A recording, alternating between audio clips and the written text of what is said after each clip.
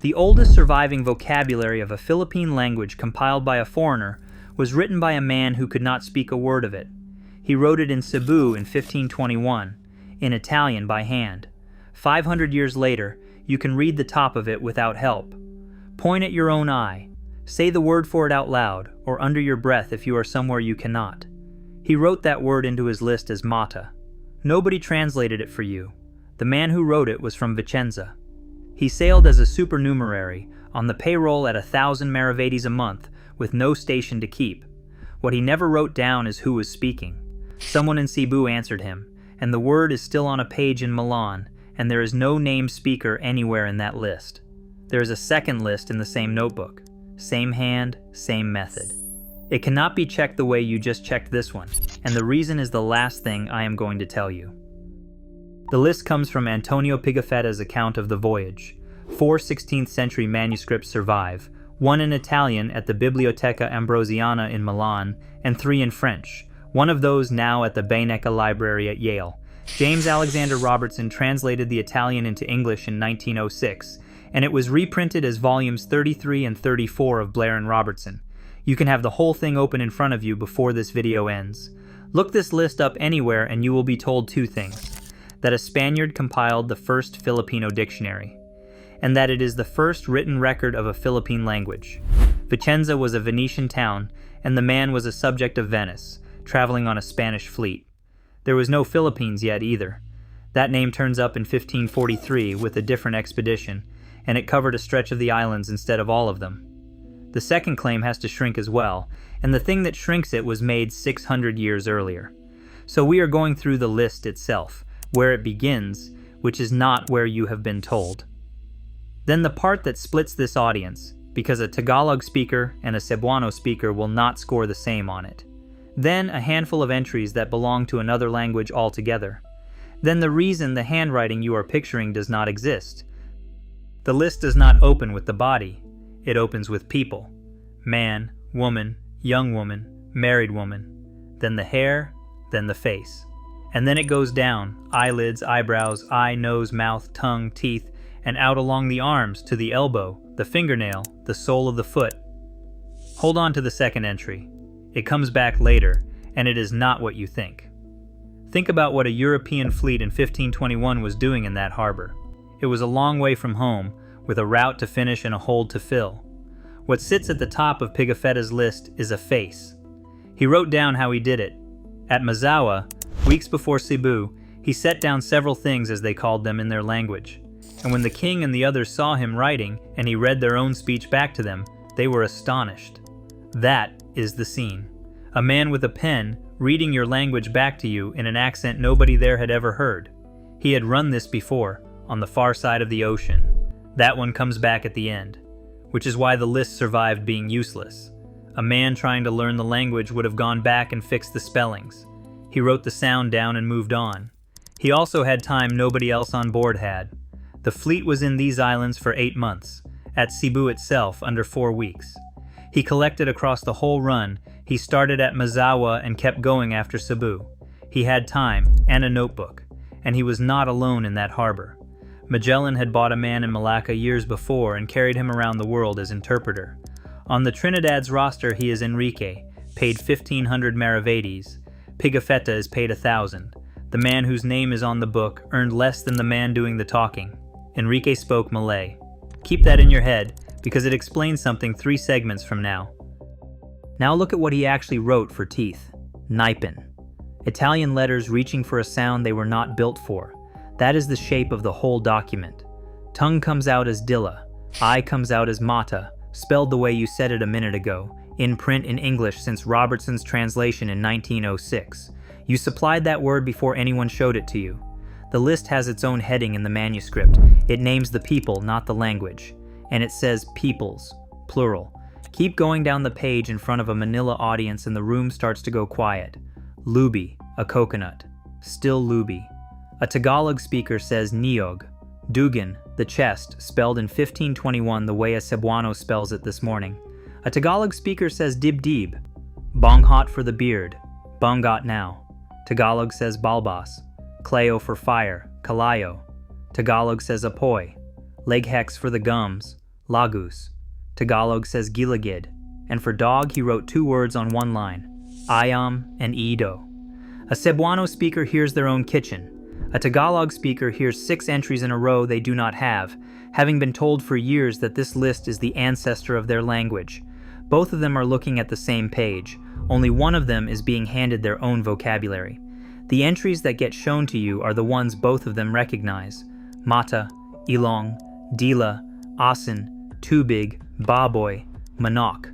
Those are the ones that get screenshotted. The Visayan-only entries sit in the same list, on the same page, unquoted. 5 entries on this page get called lost words. 3 of them are basag-basag, which he glossed as the shin, tiochid, the heel, mobuluk, a porcelain jar. I could not match any of the 3 in Wolf. And then look at what else gets called lost. Leghex is on those lists. Leghex is legus, the gums, and you have it in your mouth. A lupulon is on those lists too. He wrote it as the disease of St. Job, and the friars' dictionaries matched it to syphilis 3 centuries ago. Even the inventory of what disappeared has never been checked by anyone I can find. So the claim that you still say almost all of these words, I went looking for the count behind it. Numbers circulate for how many entries the Visayan list holds, and they disagree with each other, and none of them arrives with a method attached. Somebody would have had to state a rule for what counts as a surviving word, and sit down and mark the list. I could not find a published count with a method attached to it. Run the popular version anyway. If 90% of roughly 160 entries survived, that leaves 16 for everything that did not. 3 of those 16 are named on this page already, and the entries in the wrong language have not even come up yet. The instrument to settle it exists. John Wolfe published a dictionary of Cebuano Visayan in 1972. Anyone with that book, Robertson's translation, and a weekend can produce the first honest number this list has ever had. I have not found it published anywhere. Until then, the accurate sentence is smaller than the popular one, and it is still remarkable. You read a page from 1521 and did not need help with the top of it.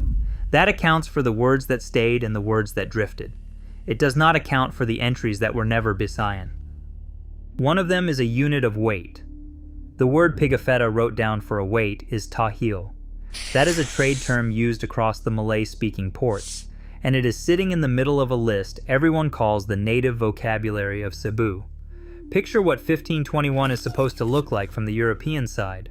Ships arrive at an island nobody in Europe has heard of, and the people there are meeting the outside world for the first time. That is the version the popular telling still runs on. Then read the list. Some of the entries came from somewhere else, collected from people who were supposedly nowhere. Tahil, a weight used in ports thousands of kilometers away.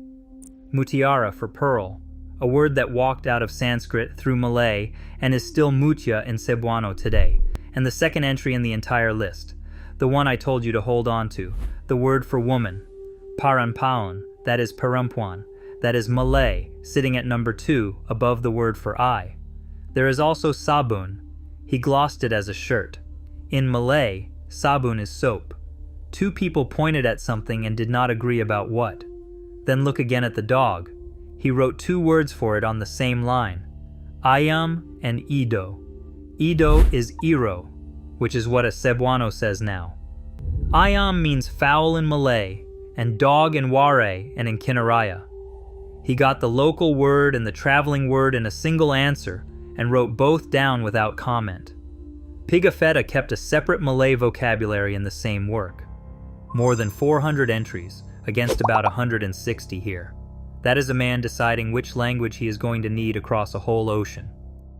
He was betting on a tongue that travels with cargo, the way English travels through airports now, spoken by people whose homes are nowhere near each other. So how did the trade words get into the Cebu list? There are 4 ways, and the document does not settle between them. The words could have been current in Cebu already, absorbed from earlier contact. His notes could have bled between the 2 vocabularies while he copied them up years later. Whoever was answering him could have replied in the trade tongue, because that is the register you reach for when a stranger asks.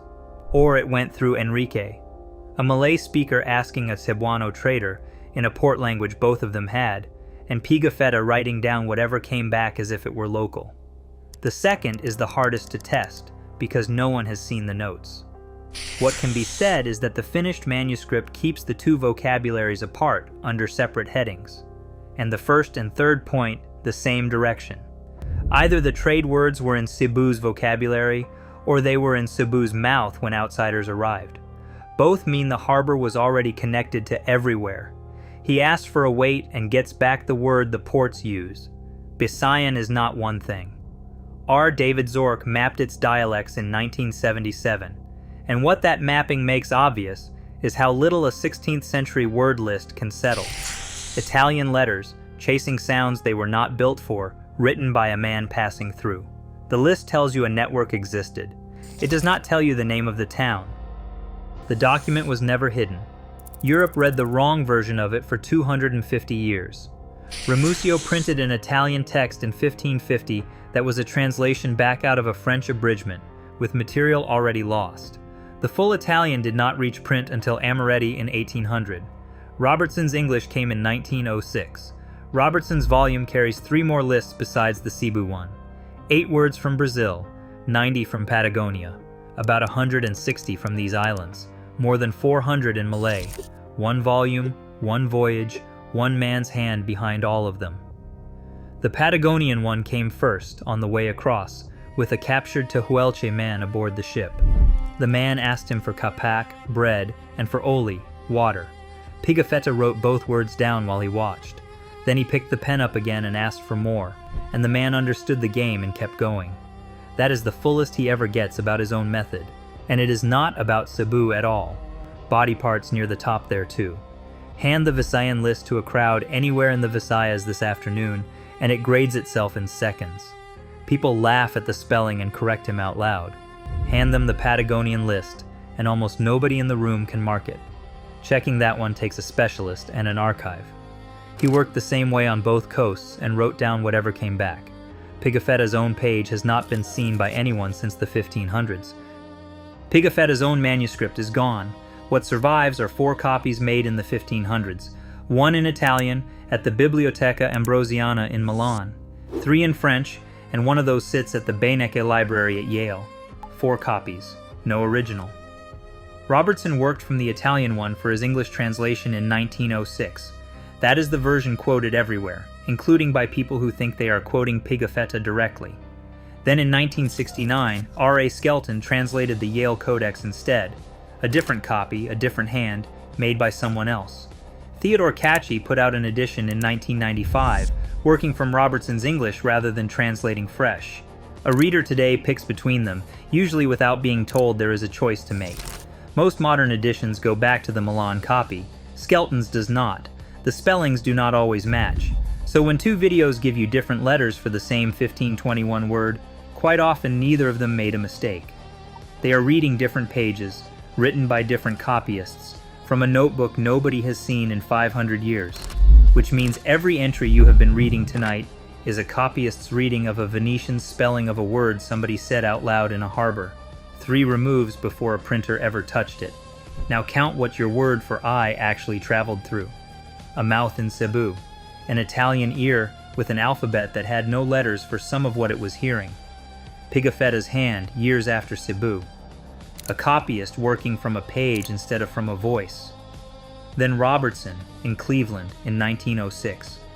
That is the chain your word came down. The 3 French copies are a separate branch, and Skelton's readers are standing on a different one again. Mata came out the other end of that, and you read it without help. That is a strange kind of durability. A word that survives that many hands is a word in heavy daily use. It says nothing about the ones that fell out along the way. That English is in the description, free, out of copyright, with the vocabulary section marked. 60 seconds of me listing entries is not the same as reading the page yourself. Take Wolf's Cebuano dictionary alongside it and mark the list yourself, entry by entry, and you will have a number that nobody currently has, including me. Post the number when you have it. Now look at who is missing from the Cebu page. Not one name. He recorded what was said to him in Cebu and left out every person who said it.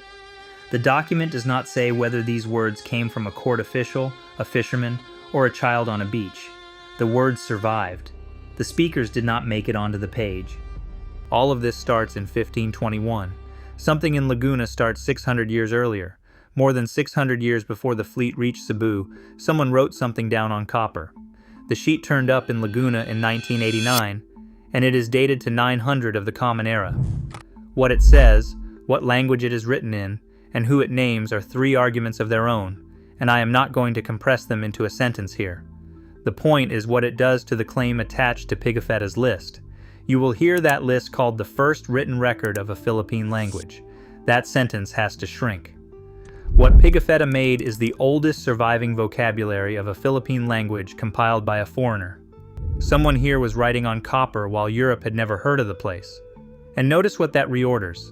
The name Filipinas arrives in 1543 with the Villalobos expedition, and it covered part of the islands. The surnames come later still. The saints, the parish registers, the provincial borders, all of it later. Every one of those was handed over by someone from outside. Copper at 900, a word list at 1521, a name at 1543. Linguists reconstruct your word for I back to Proto-Austronesian, Meka, with a capital C standing for a sound nobody has heard spoken in 5,000 years. 5,000, against 900, 1521, and 1543. Two vocabularies came off the same pen, on the same voyage, collected the same way. Only one of them can be marked by the person watching this. The difference between those two pages has nothing to do with Pigafetta. He could not speak a word of it, and that is why you can read it. A man learning a language tidies what he hears. He corrects, he regularizes. Pigafetta had no theory to fit anything into. He asked with a pen in his hand, and someone answered, and he wrote the sound down with the letters he had. No editing. That is the whole reason the page still works. Not one name for the Visayan list.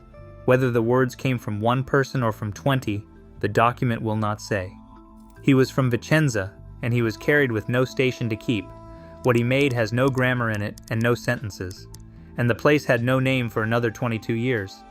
And the second list, from the other coast.